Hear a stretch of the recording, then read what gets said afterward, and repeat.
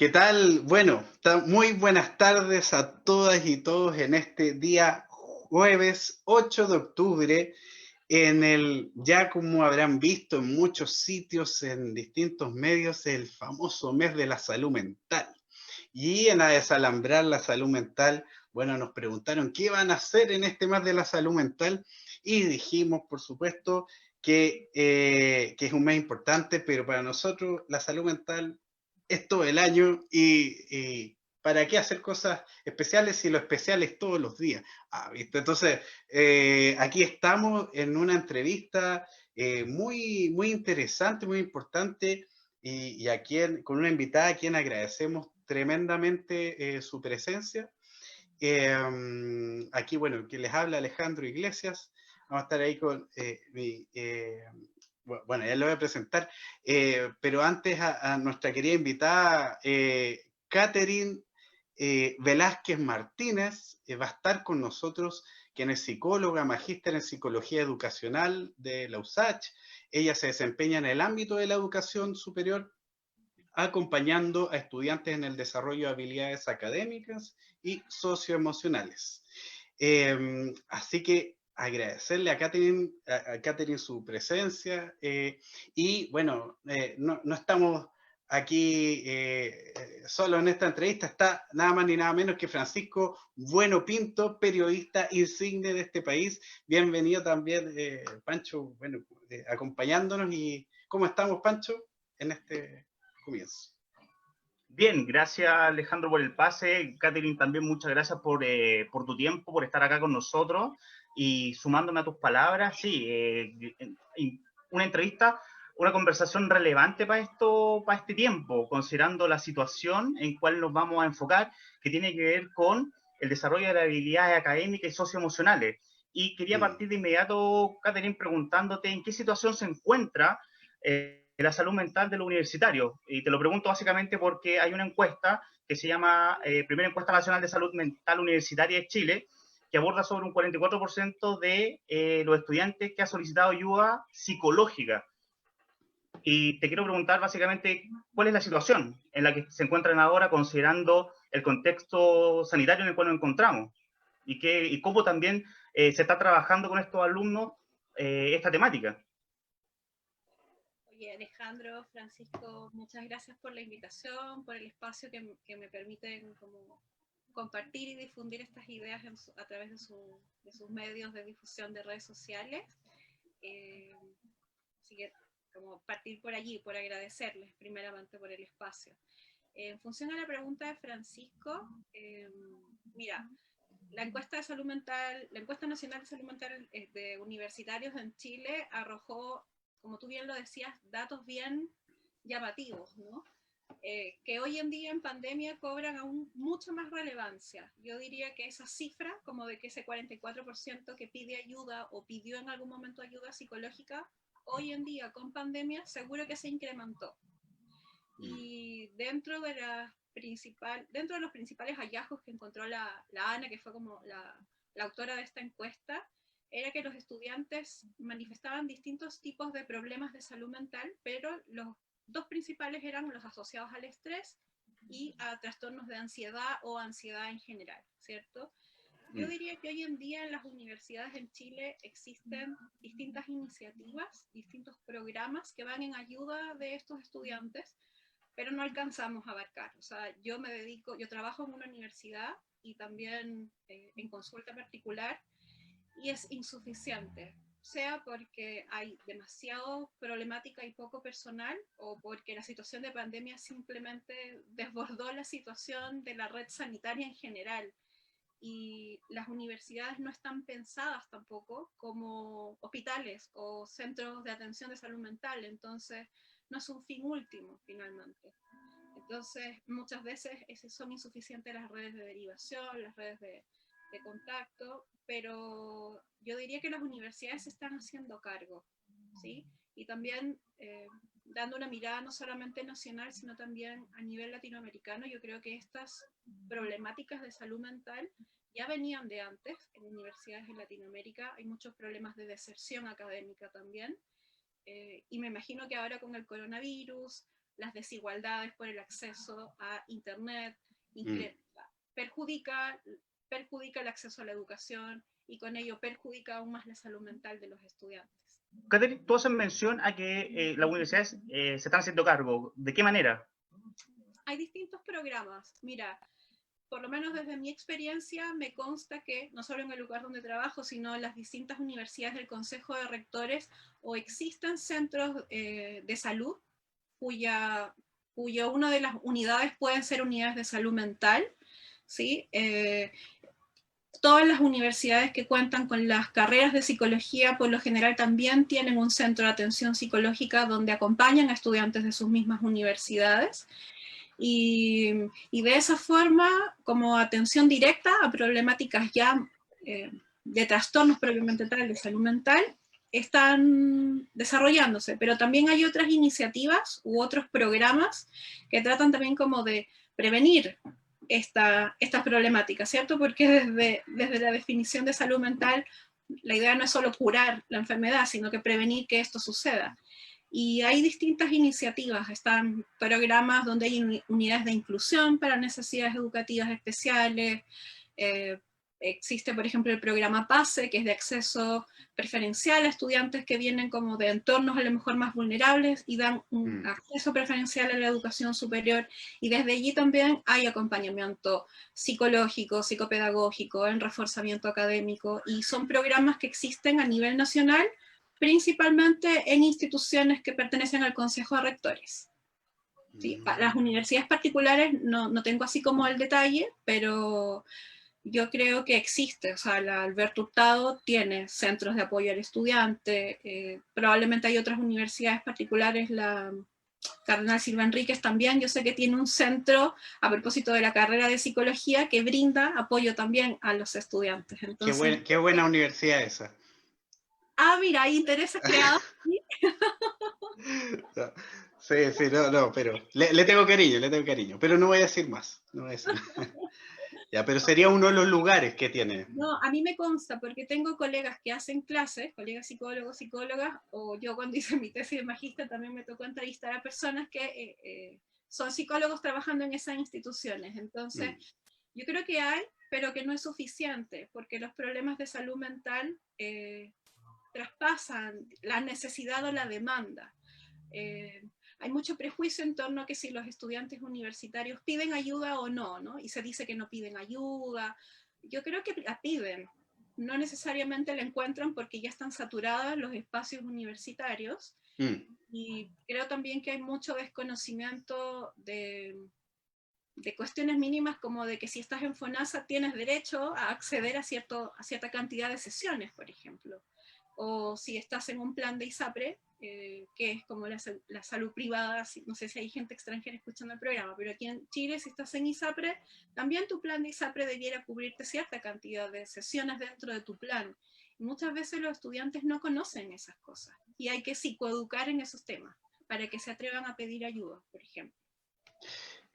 Catherine, justamente están las condiciones de las universidades, están estos programas que tú mencionas, algunos que facilitan que uno o una estudiante pueda acercarse a pedir ayuda.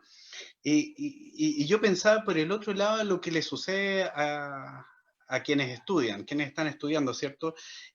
Por ejemplo, ahí tú, por ahí hemos visto que has hablado sobre este tema que nos gustaría saber tu opinión sobre esta sobreexigencia de algunos estudiantes sobre sí mismos, sí mismas, y qué piensas un poco al respecto, como el sobreexigirse. ¿Es una constante? ¿Lo ves? ¿Qué piensas de eso?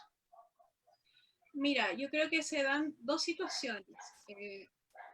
Está, por un lado, las problemáticas académicas que ocurren en los primeros años de la vida universitaria.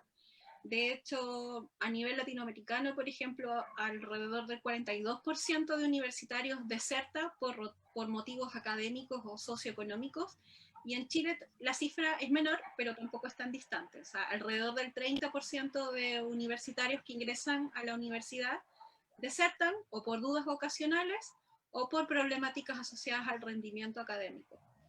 Y tiene que ver, por una parte, con este cambio rotundo entre el ritmo de estudio del colegio y la exigencia a nivel de universidad, ¿no? O sea, nosotros que hemos pasado por la universidad ya vivimos esos 2 primeros años que son bastante exigentes de adaptación, de cambio del ritmo, de cambio de identidad también, porque ahora eres un poco más adulto, tienes más libertades, eres libre incluso de decidir si vas a clase o no, nadie te toma la asistencia, nadie te castiga si faltas a una clase, y ese exceso de libertad también genera que los estudiantes tengan que desarrollar nuevas habilidades, habilidades de autorregulación, de mayor responsabilidad, de cómo gestionan su tiempo, y lo que yo me encuentro en los procesos de acompañamiento que realizo a estudiantes es que hay, por una parte, muchas expectativas del mismo estudiante y del entorno familiar,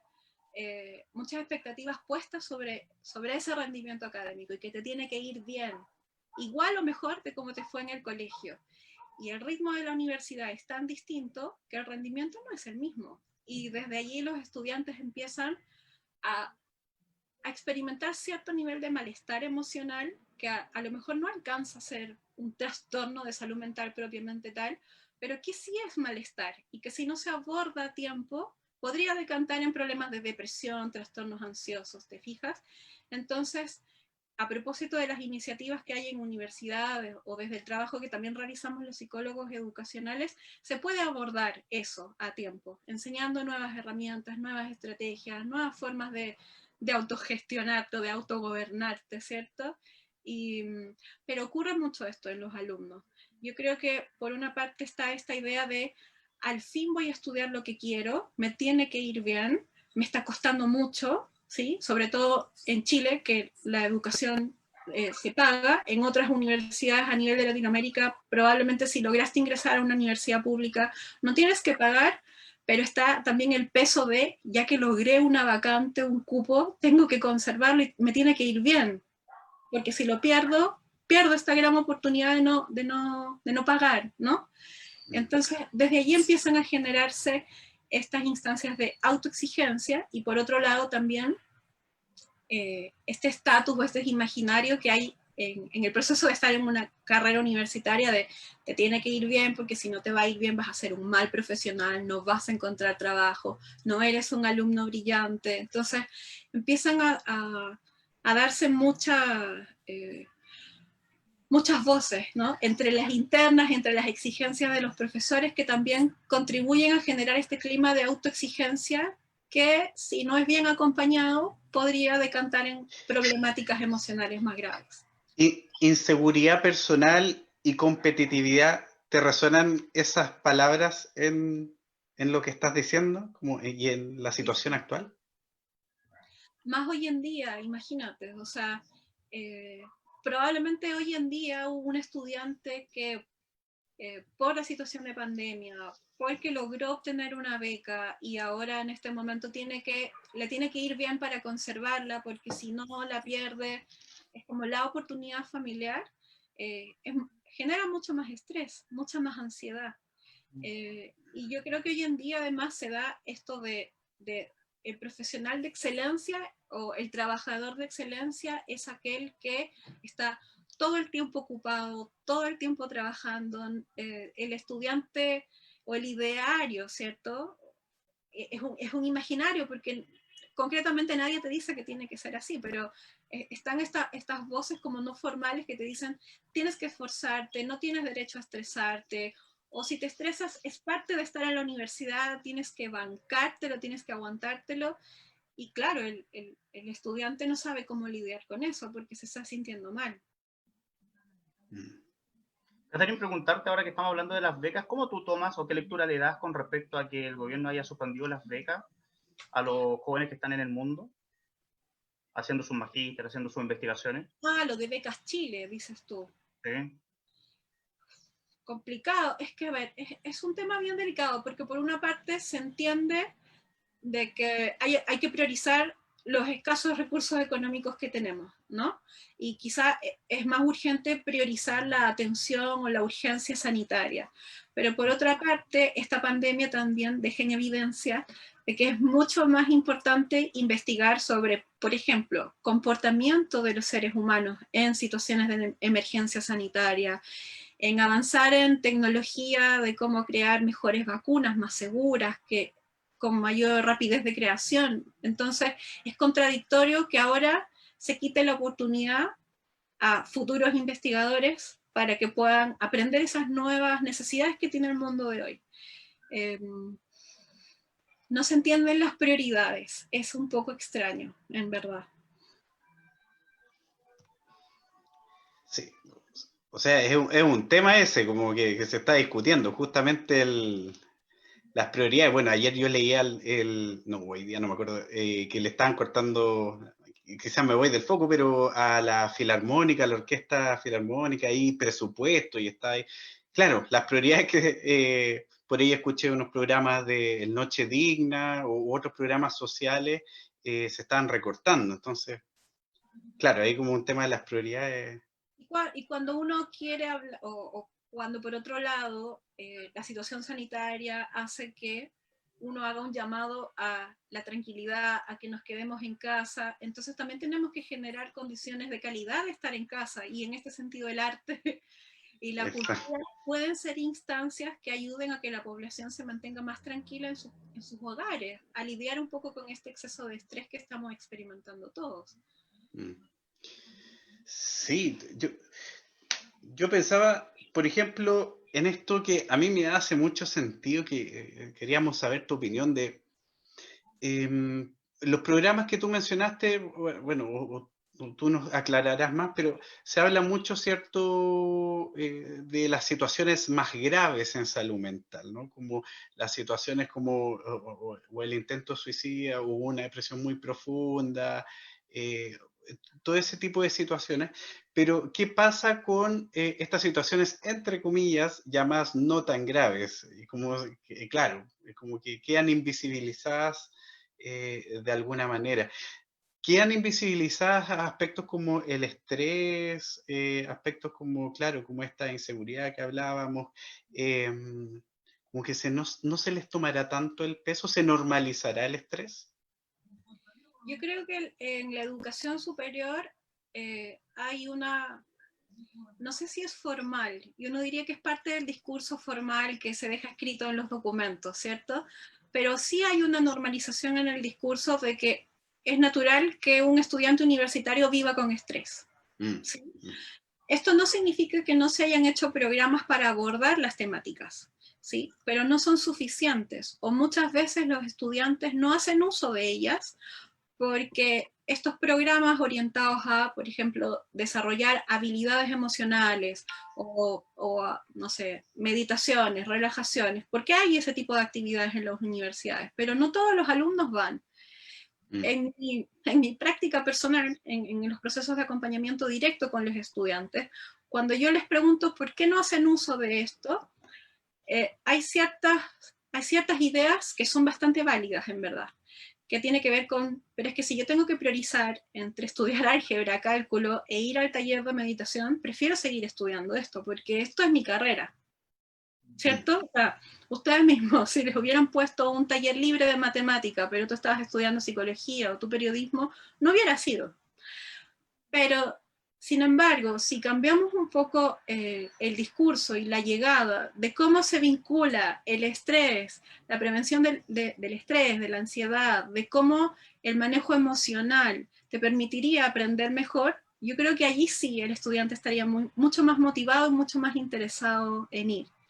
Y ahí es donde yo creo que la labor de todos los psicólogos educacionales es fundamental, porque desde nuestra especialidad, digamos, tenemos las herramientas para poder decir, mira, esta es una estrategia de estudio más adecuada, pero si solamente te dedicas a estudiar sin implementar estas otras herramientas que te permitan manejar el estrés, controlar mejor tus tiempos, generar pequeños hábitos que mantengan tu motivación constante por estudiar, siendo más efectivo para estudiar, de manera tal que tú pierdas menos tiempo estudiando y también ocupes espacios de autocuidado, al alumno le hace más sentido.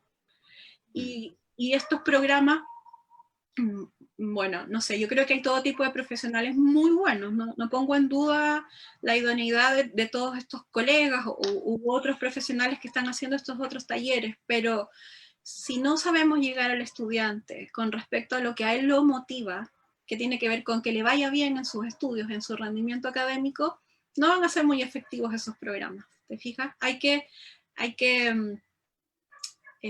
acercar los discursos y acercar las motivaciones de los alumnos a estos programas.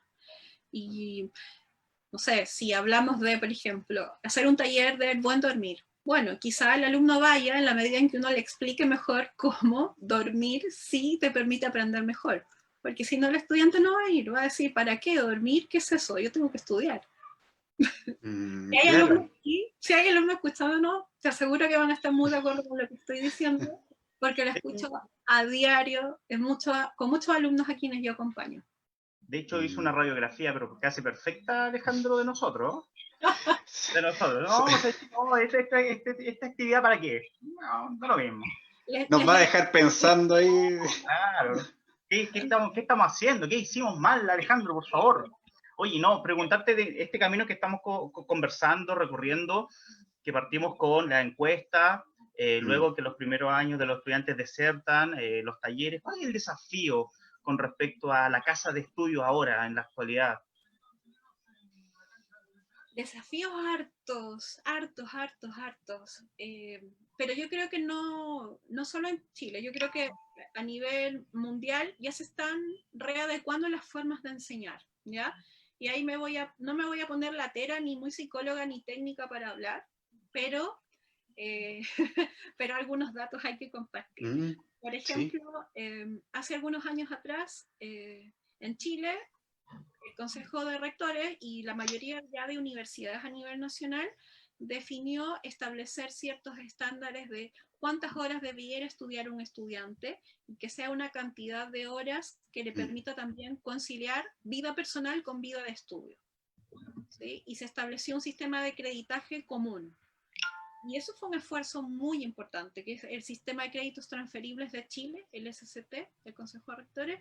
Eso fue un avance y un diálogo y un marco común que permite también y que facilita los procesos de intercambio estudiantil entre universidades, por ejemplo. Y ese proceso no es único de Chile, a nivel Latinoamérica ya se está haciendo y este modelo se trajo un poco como con los procesos de renovación y actualización curricular que se vienen haciendo en Europa hace bastantes años atrás. Hubo mucha crítica porque se piensa de que esto está orientado como a hacer que el alumno se quede estudiando de por vida e incrementar el negocio de la educación, pero desde mi mirada como psicóloga educacional, yo creo que funciona harto bien, porque le da mayor control del aprendizaje al alumno. El estudiante ya sabe que si está en una carrera diurna, por ejemplo, tiene que estudiar más o menos un equivalente a jornada completa. Entonces, si el alumno decide trabajar y estudiar, está en mayor control de poder manejar su ansiedad y su estrés y su carga académica. Pero si no se le comunica esto al alumno, el alumno no entiende por qué le falta tiempo para estudiar. ¿Me entiendes?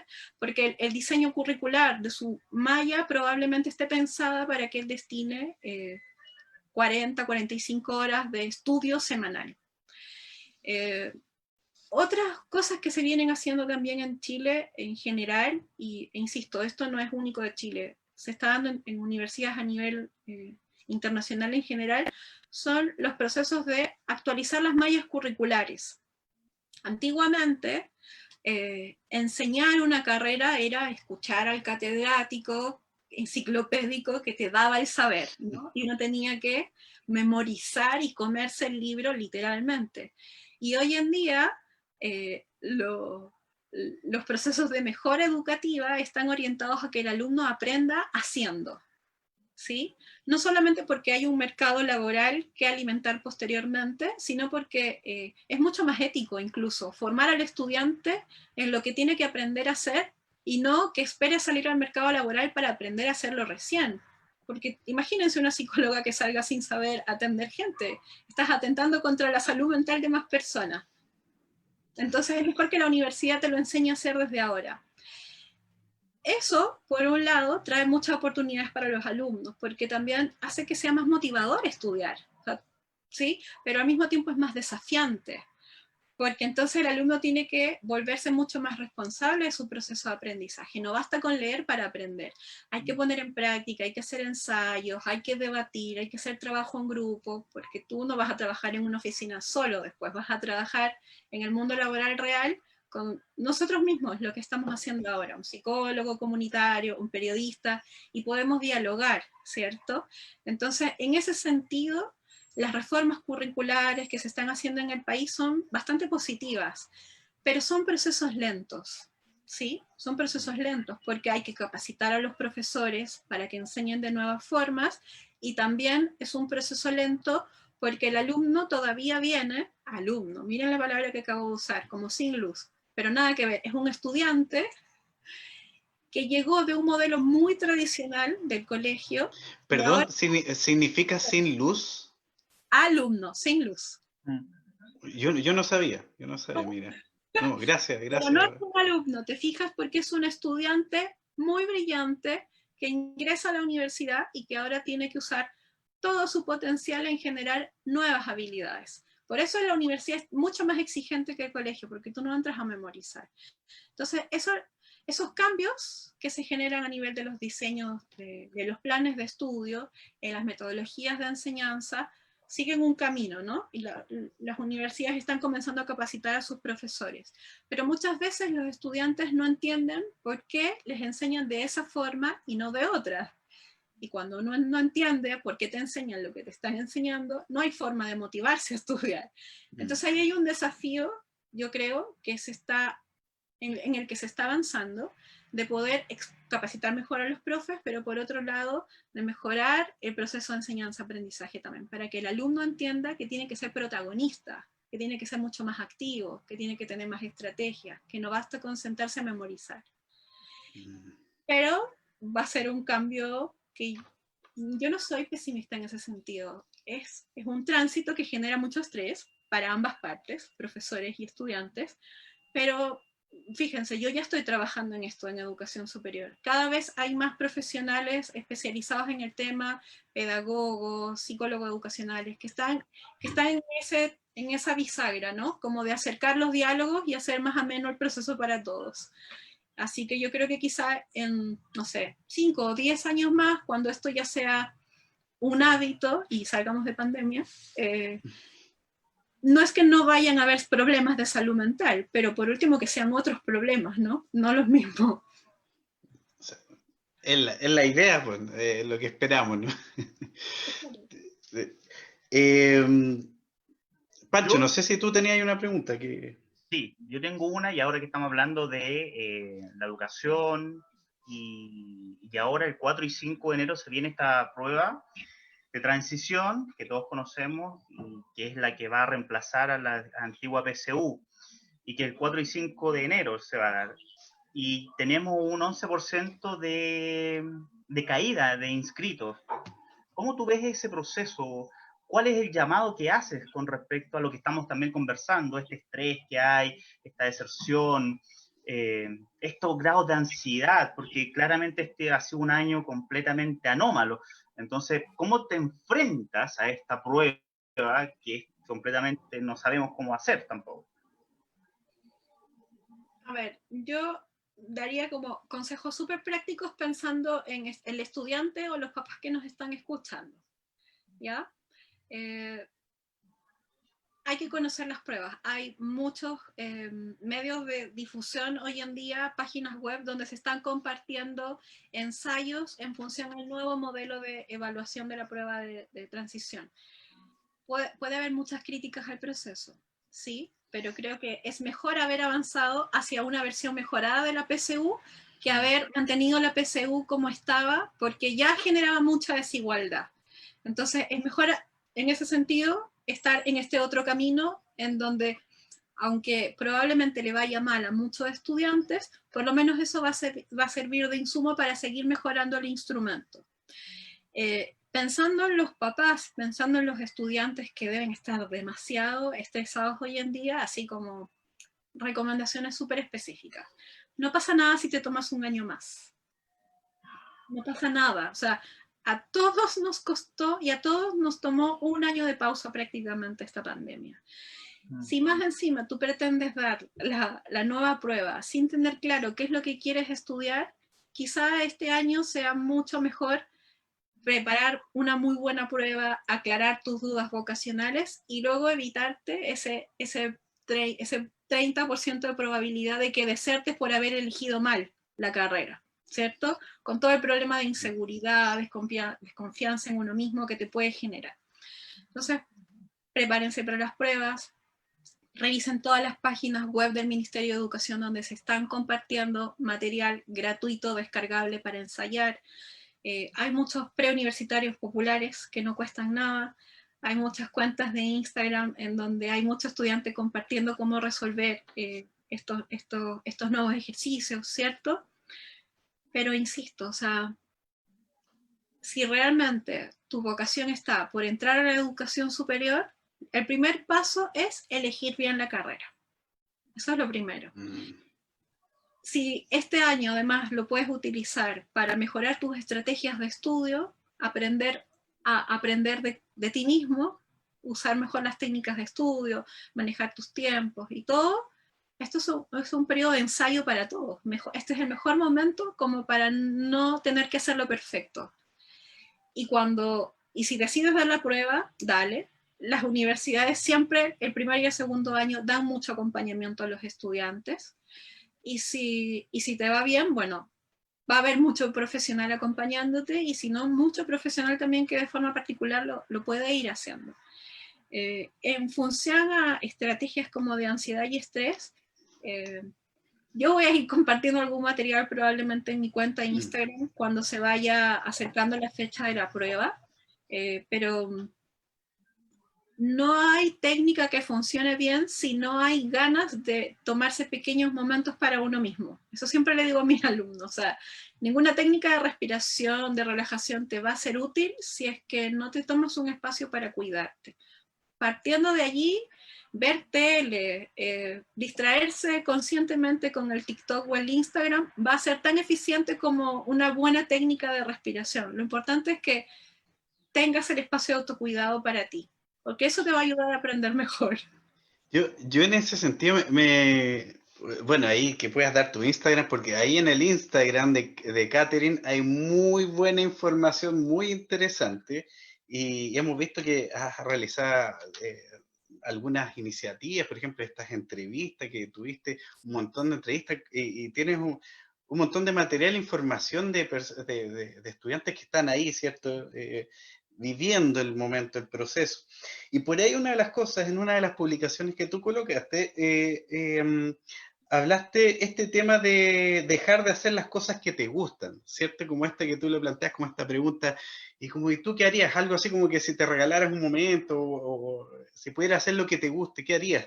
Y eso, me quedé pensando en eso porque también con otras y otras estudiantes he hablado de ese tema como el sentirse culpable por destinar a hacer cosas que te gustan y decir, uy, podría estar haciendo el ensayo de no sé qué, o el no sé cuánto. ¿Qué piensas de eso? Y un poco cuéntanos sobre esa publicación que hiciste en Instagram. Sí, hay mucha culpa con respecto al autocuidado en educación superior. Los estudiantes están, o sea, muchos profesores a veces tienen esta idea de que el alumno tiene malos hábitos de estudio, y por lo menos desde mi práctica no hay malos hábitos de estudio, porque el alumno estudia mucho todo el tiempo. El tema es cómo estudia, con qué estrategias y cómo descansa. Ahí es donde están como las cosas que hay que ir como acompañando y afinando junto con ellos, ¿no? Como mejorar las estrategias de aprendizaje y de autocuidado, porque el hábito de estudiar está más que instalado. Hay mucha culpa con respecto a cuidarse, pero esa culpa se puede quebrar en la medida en que el alumno entienda que descansar, dormir y simplemente relajarse sirve para aprender mejor, ¿sí? Insisto, no me quiero poner la tela psicológica diciendo cómo funciona el cerebro con esto, pero es así, una metáfora muy simple, ya que yo le digo a los alumnos. Este es tu cerebro.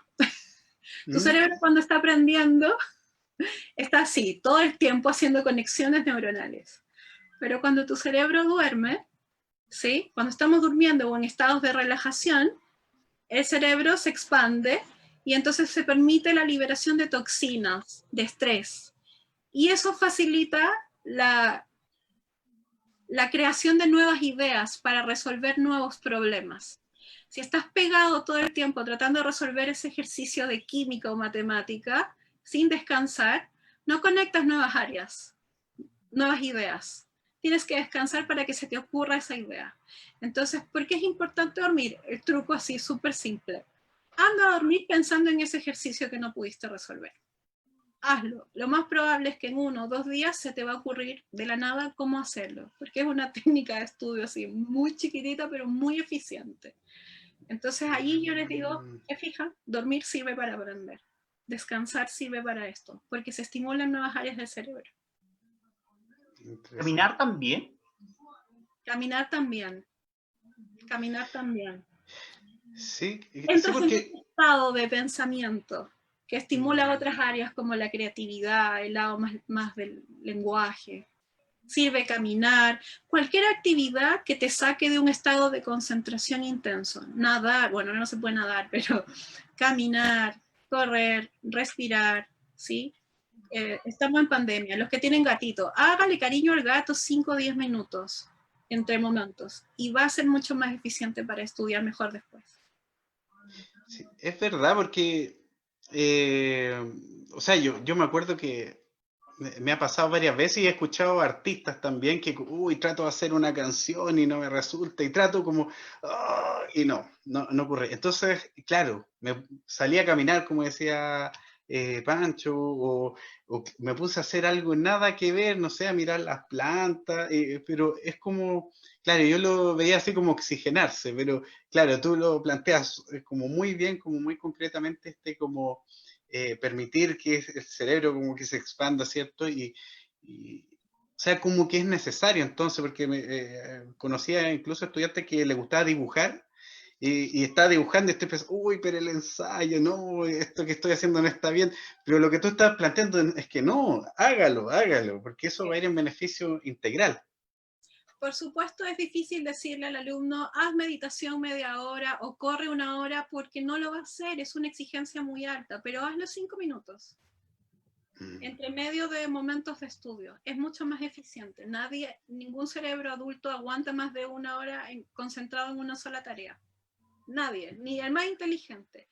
Y yo quiebro siempre, hago este ejemplo con mi alumno, con una anécdota, ¿no? La historia dice que Newton se le ocurrió la teoría de la gravedad cuando estaba, de hecho todos los dibujos, ¿no? Está sentado en un árbol, le cae la manzana y se le ocurre o termina de entender cómo funciona la gravedad. Él inventó una teoría física, o sea, no sé si en pregrado todos tengamos el desafío de inventar una teoría de ese tipo. Tenemos exigencias mucho menores. Pero se fijan lo útil que es descansar para poder aprender. Entonces, allí está la utilidad del autocuidado. No se trata de decirle al alumno, no seas tan autoexigente o no seas tan competitivo, porque todos nosotros somos competitivos, queremos dar nuestra mejor versión. El tema es cómo volcamos esa competitividad, para hacerle daño al compañero de al lado, por ser egoísta, o para aprender mejor entre todos nosotros y que nos vaya mucho mejor a todos. O ser competitivo conmigo mismo, dar cada día mi mejor esfuerzo personal. Entonces es una manera mucho más saludable y de resignificar el concepto de ser competitivo, de ser autoexigente, generar nuevas creencias acerca de lo que implica ser inteligente también. Eso reduce mucho la culpa y el malestar en los alumnos. Porque eso, Catherine, me quedo dando vuelta a algo y perdona también que lleve la conversación un poquito más atrás, pero el punto es que, ¿por qué se genera esta sensación de culpa? ¿A qué se debe? Yo creo que no hay una única razón, ¿sí? Depende mucho de de la historia personal de cada estudiante. Pero yo creo que está asociado a esta idea esta falsa idea de que como que la letra con sangre entra, ¿no? ¿Han escuchado ese refrán? La letra con sangre entra, o como que te tiene que costar y te tiene que doler aprender, porque así aprendieron probablemente nuestros profesores, nuestros abuelos, con mucho esfuerzo, con mucho sacrificio. Y probablemente sí, nos costó mucho llegar hasta donde estamos. Llegar a la universidad es un sueño para muchos. Hay mucha gente que es primera generación en la familia en ser universitario. Entonces no quieren desaprovechar la instancia y sienten que descansar es desaprovechar esa oportunidad de estar estudiando. O, bueno, también le pasa a estudiantes que a lo mejor ya vienen de contextos económicos mucho más favorables. Como tengo a toda mi familia que es profesional, todos médicos, todos ingenieros, todos como grandes personas muy profesionales, y yo no puedo ser menos que todo eso. Entonces tienen ese peso encima, ¿sí? Y allí como cada particularidad de cada historia de cada persona. Pero está detrás esta creencia errónea, muy limitante, de que aprender tiene que ser un proceso difícil y doloroso. Y es todo lo contrario. Ahí el Alejandro, que maneja tanto como yo teorías de aprendizaje probablemente, no funciona así. No funciona así. O sea, si tú asocias el dolor, el estrés con aprender algo en particular, le vas a tener pánico a eso. Te vas a quedar en blanco frente a una prueba. Entonces tienes que generar estrategias que te ayuden a disfrutar un poco más de ese proceso. ¿Se entiende? Sí, sí, o sea, quizás no es lo mismo, pero me acuerdo de ese antiguo tenista Andrea Agassi, que él... ¿Ah? No lo conozco, pero dale. Oh. Andrea Agassi, no, no es que digo, será la edad, no, pero Andrea Agassi, claro, él aprendió a jugar obligado por el papá, y él quedó con esta sensación de odio el tenis, pero claro, era muy bueno, pero odiaba el tenis. Eso como un comentario así, como inspirar lo que te estás diciendo un poco con esto, aprendizaje, disfrute, motivación. Hay un comentario que nos hace un amigo ahí por el Facebook, se llama Jorge Barrio Nuevo, ahí saludos para él, dice, a mí me pasa que siendo padre y trabajador, he estudiado 2 posgrados y sin terminarlos. Principalmente me pasa eso, que me siento mal por atender mis estudios y dejar mi paternidad de lado, o mi familia en general. Finalmente, entre agotamiento por querer responder en todo, no he terminado. Sigo con esa idea y me siento frustrado por no haberlo terminado. ¿Cómo ves este? Saludos a Jorge, a lo que mencionaba él. Primero empatizar mucho con él, mucho, porque sobre todo estudiar y trabajar y ser padre, estudiante y trabajador, o sea, es como mucho, mucho. Yo, más que darle un consejo, le plantearía preguntas que le puedan ayudar quizá a ver otras opciones, ¿sí? Para que no desista de su meta de terminar de estudiar. Ha averiguado si a lo mejor puede tomar menos ramos, por ejemplo, en su universidad, porque de repente disminuir la carga académica permite conciliar mejor estas otras responsabilidades.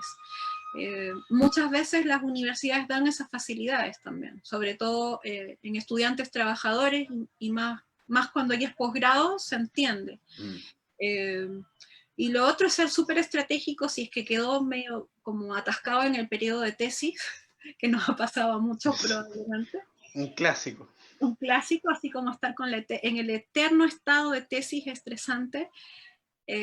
Allí por lo menos muchas de las recomendaciones que yo podría dar y por experiencia personal también cuando mi profe de tesis en algún momento me lo recomendó fue asociar los temas de investigación, los temas de tesis, los trabajos del posgrado, los ensayos y todos estos trabajos que van dejando, asociarlos a un mismo tema y que nos encante y que nos apasione.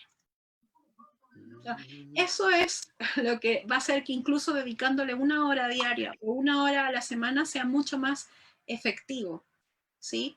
Y esto vale para todos, o sea, si no sé qué estará estudiando allí el amigo, pero si, por ejemplo, está estudiando pedagogía, ¿sí? Por dar cualquier ejemplo, y le gusta mucho pedagogía en inglés, y no sé, y le gusta mucho cierto tipo de música, entonces quizá por allí puede canalizar toda su energía, todos sus ensayos, todos sus trabajos, su tema de tesis, entonces eso le permite ahorrar tiempo de estudio, ¿sí? Mm.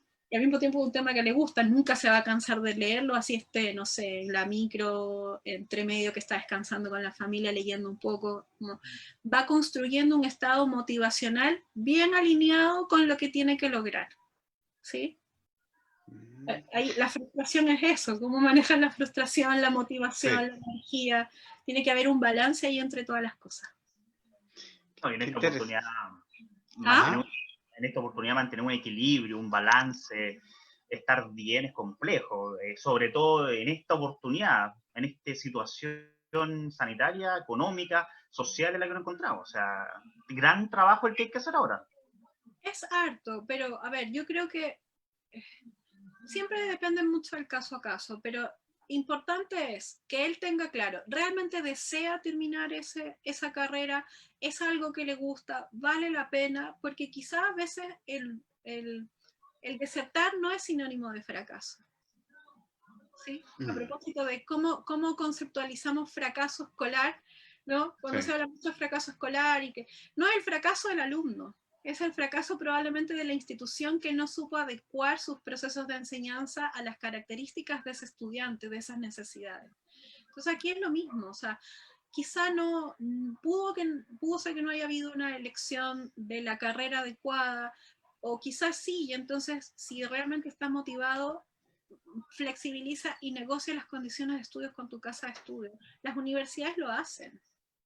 O sea, incluso en términos como de retención, así poniéndome muy pragmática de lo que le conviene al sostenedor que está detrás de la universidad, le conviene más tener a un alumno allí, aunque esté llevando pocos ramos, a que se vaya y deserte. ¿Sí? Y por otro lado, a ese estudiante, en términos motivacionales, se siente acogido en su necesidad y en su particularidad, y la sensación de culpa y de fracaso va a disminuir. Y con eso nos evitamos tremendos problemas de salud mental. Mm.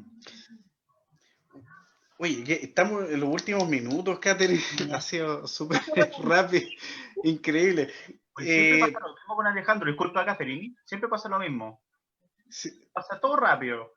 sí, todo pasa, ¿no? Todo ocurre. Eh, antes de terminar, ¿cierto? Quería no dejar pasar el botiquín emocional que vimos que publicaste en su Sí. momento junto a Semillitas Yoga y tú para poder ayudar a distintos estudiantes, ¿no? Cuéntanos un poco de eso, así brevemente en estos minutos. Mira, fue un proceso de creación colectiva. La idea parte de pensar que no es necesario en todos los casos, ¿cierto? El ir a alguien experto para aprender a cuidarnos. Todos nos podemos cuidar de alguna forma. En ese sentido, la idea del botiquín es estas como píldoras, consejos, recomendaciones que todos desde la sabiduría personal podemos compartir con los demás en este periodo de pandemia. Entonces, yo compartí parte de los resultados de estudiantes universitarios, pero salieron varios consejos más que fue publicando allí mi colega Karime en su red social. Pero fíjate que fue bien curioso. En el caso de los estudiantes universitarios, las recomendaciones que ellos mismos se daban a sus otros compañeros tenía que ver con descansa sin culpa, organiza tus tiempos, implementa una actividad de autocuidado pequeña pero diaria, pide ayuda a tiempo, como no te pospongas por mucho tiempo. Y fueron así como consejos bien interesantes. Participaron algunos colegas también. En la cuenta del Instagram yo fui compartiendo como los consejos que salieron específicamente para estudiantes universitarios, pero si se fijan, yo creo que si esto se compartiera con los papás, ¿no? Y los papás entendieran y empatizaran cuando les dicen a sus hijos descansa, el hijo no quiere porque se siente mal, quizá estas expectativas que de repente el alumno, el estudiante siente como un peso por parte de los papás, el papá podría decirle, de verdad descansa, o sea, si está escuchando esto es como ya, la psicóloga dijo que te va a servir para estudiar mejor. Pero fue muy bonito lo del botiquín emocional. Me encantaría reactivarlo en algún momento y después que se publique, pero vamos a ver si nos dan los tiempos para poder hacerlo. Mira, qué buena. Ahí pueden buscar algunos de esos comentarios, publicaciones en tu Instagram, ¿no? Sí. Ay, no sé si es, como tengo que dar la cuenta. Sí, era Catherine, bueno, @caterine_velázquez.ps. Ahí en ya. el Instagram está, yo cada cierto tiempo voy compartiendo harto material, probablemente en algún momento vuelva a hacer algún taller gratuito dirigido a estudiantes universitarios, entonces está ahí la instancia, solamente ellos tienen que llegar y aprender a pedir ayuda, conmigo, con sus compañeros, con sus profesores. Pedir ayuda es algo que muy difícilmente alguien se va a negar a dártelo. Perfecto. Súper, ahí vamos entonces también a promocionar este espacio porque de verdad es información bien interesante, no es porque estés aquí presente, sino que hemos ahí revisado y de verdad es un tremendo aporte porque, bueno, a mí me toca hacer clases también y yo veo el efecto, la presión, todo lo que has dicho, así tal cual, esta culpa que ahí como que Pancho también preguntaba, la sobreexigencia, las expectativas, todo ahí junto. Entonces, como creo que es un tremendo aporte ahí lo que tú haces, entrar bueno, hablemos de esto, sí, derechamente, directamente. Oye, ahí, muchas gracias, dice Jorge, quien recibió la respuesta. Qué bueno, espero haber Perdón, respondido. te interrumpí. No, el Francisco quería decir algo. Dale, Pancho. Oye, pero bueno, el punto es, hemos hablado de los estudiantes, pero también me imagino que también hay una carga emocional súper importante con los docentes. Entonces, verlo desde esa perspectiva, cómo lo han trabajado ustedes, cómo lo han evaluado, es empaparse con estas problemáticas que tienen los estudiantes, cómo lo hacen ustedes también. Yo estoy tranquilo, no hay problema. Estoy tranquilo, ¿viste que le Con eso estamos. No recuerdo ahora el nombre del investigador responsable, pero salió un estudio en Chile hace unos poquitos meses atrás de la salud mental de profesores y profesores universitarios también, en este periodo de pandemia, con las clases online. Los niveles de estrés están muy altos. Una de las cosas que más reportan como estresantes es que hacen clases y como nadie responde, no hay el feedback, el cara a cara, el profesor no tiene certeza de que lo que se está enseñando se está entendiendo. Si aquí hay alumnos, yo estoy aquí con mis alumnos, si aquí hay estudiantes, por favor, háblenle a sus profesores. Por el chat de Zoom, participen. No duden en hacer preguntas, aunque usted crea que su duda es muy tonta o insignificante, pregunte. Uno, porque preguntando se aprende mejor. Y dos, porque va a ayudar a la salud mental de su profesor, porque está muy estresado hoy en día, ¿sí? Eso está como ya bien documentado. A mí no me pasa porque como trabajo directamente con alumnos que necesitan hablar, entonces no estoy experimentando eso. Pero colegas profesores que sí están haciendo clases, sobre todo en el área de ingenierías, lo están pasando mal. Pero bueno, hay instancias también de autocuidados a través de recursos humanos en las distintas universidades que están brindando apoyo. Ojalá que todos esos colegas estén usando esas instancias de autocuidado también. Sí, importante, sí, ha sido todo un tema el poder adaptarse a estas tecnologías, a estas plataformas tan extrañas a veces, en la marcha aprendiendo y tratando de acompañar lo más posible. Y claro, esto de que uno pregunta y el silencio de repente. Claro, sí. Hay que ponerse creativo. El profesor está hablando y uno así. Más que no, a veces es la mala conectividad que hace que el alumno no quiera encender la cámara y no quiera encender el micrófono, se le cae el internet. Entonces, yo lo que hago cuando hago clase para incentivar la participación, planteo preguntas en el chat, no los obligo a hablar si es que no se puede, ¿te fijas? O sea, y aceptar eso. Y allí los alumnos interactúan mucho mejor. Entonces hay que diseñar la estrategia de enseñanza de acuerdo a lo que hay, porque los alumnos van a querer participar. Sí, absolutamente. Hoy, Catherine, estamos ya cerrando esta conversación muy iluminadora, ¿cierto? Acordando este concepto de alumno. Bueno, ¿cierto? Lo contrario ha sido, yo creo, esta como iluminación, este aporte que has hecho y eso, agradecer todo lo que has dicho ahí para quienes también por ahí preguntaron si iba a estar después el programa, nos preguntaron por internet y si iba a estar ahí en el canal de YouTube para que puedan ahí, bueno, y va a estar en la plataforma de Facebook también, podcast, etcétera, etcétera. Exacto, eso. Así que, Pancho, no sé si quieres mencionar algo. No, yo quiero darle las gracias a Catherine por este espacio, por instruirnos también y abordar la temática que nos tiene a todos en ascuas, por saber qué es lo que está ocurriendo con los adolescentes, qué está ocurriendo también con los alumnos universitarios y cuáles son los desafíos. Y Catherine aquí nos dejó nos dejó el camino bien pavimentado para resolver algunas dudas que teníamos con respecto al autocuidado, no culparse, y eso es bien interesante. Eso es bien interesante, y también lo que viene, que el 4 y 5 de enero del próximo año con respecto a esta prueba de transición. Así que yo quedé feliz, sin más. Y espero también las personas que no hayan escuchado y que vayan a escuchar que queden felices e instruidos. Eso, Catherine, no sé si quieres decir algo final. Darle las gracias a ustedes por el espacio. Pensé que podía verse un poco raro hablar de aprendizaje y salud mental, pero quise traer esta mirada también como la educación también puede prevenir problemas de salud mental, ¿no? Y desde allí como la psicología educacional y los que estamos como desde esta área de aporte para las personas podemos ayudar.